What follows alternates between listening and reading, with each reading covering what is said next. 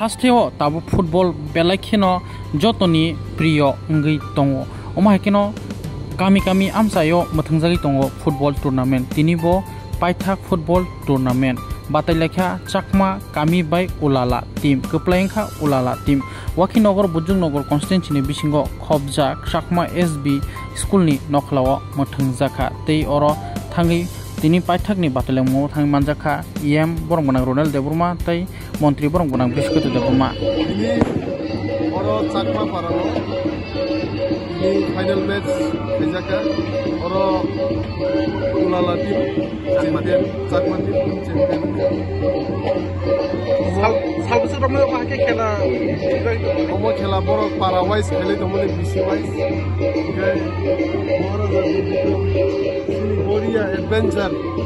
club उनो organise खेबा जे सालबसो रमनो बाहाके चाकमा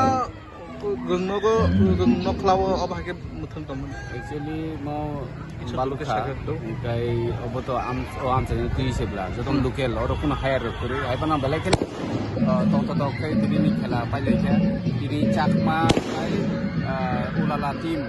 दुटा टीमनि फाइनल मैच उलाला टीम चैंपियन था चाकमा राना साबुका कुछ गोल दो